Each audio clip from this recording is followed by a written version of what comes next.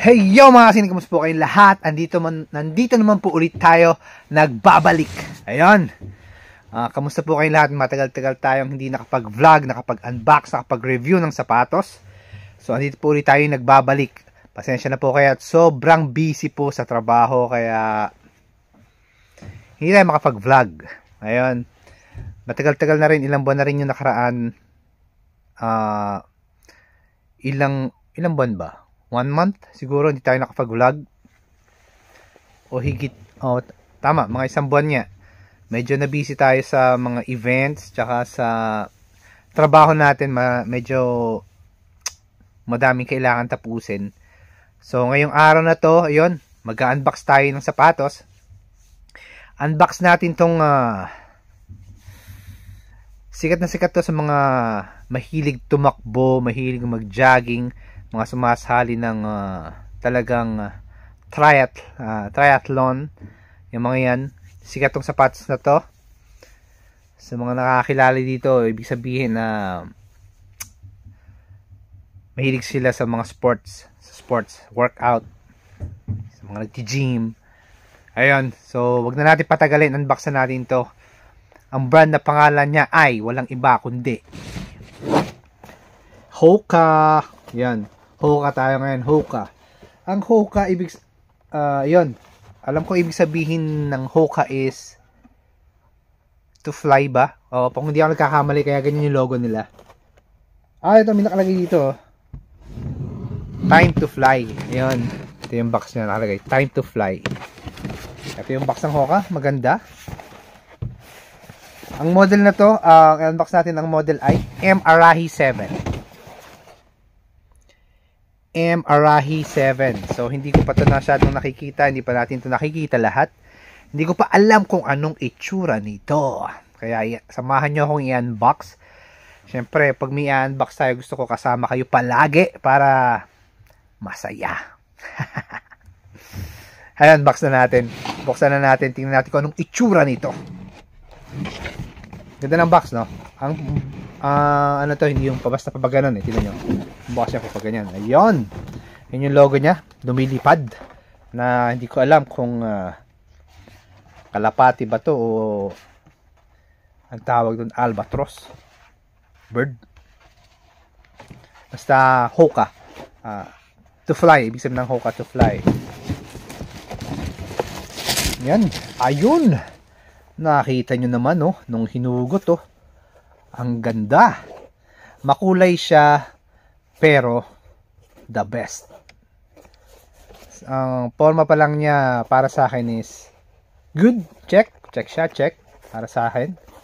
So, syempre tingnan natin ng unahan natin, ano? Paano ba? Unahin natin tingnan ang outsole niya, ang swelas niya. Tingnan natin. Yan, tingnan nyo.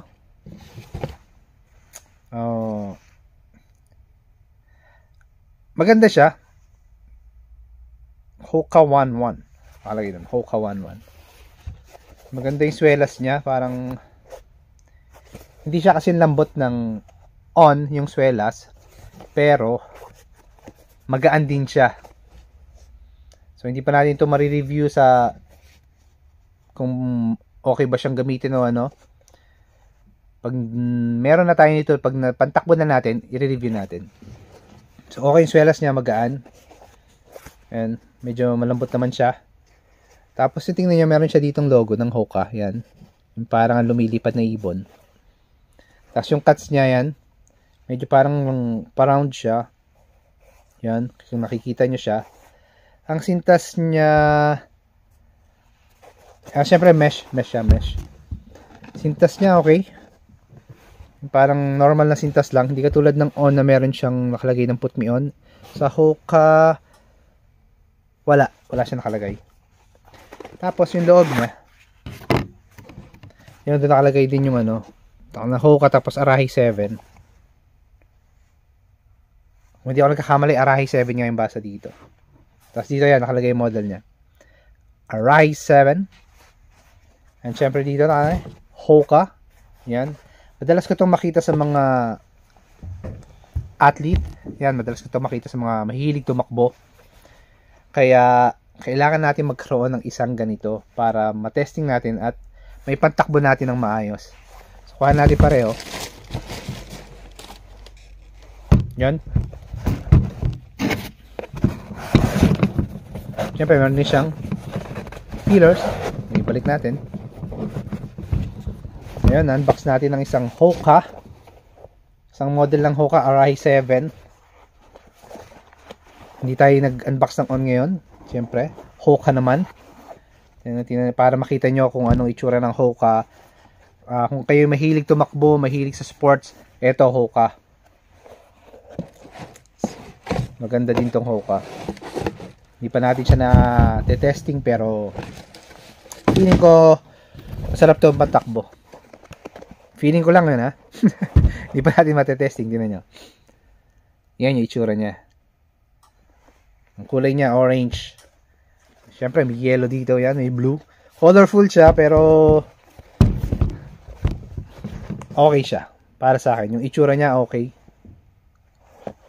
Ayan. Magaan din siya, lightweight din. Hoka. Yup, Hoka. Hoka. Tama ba yung pronunciation ko? Hoka. Basta yan.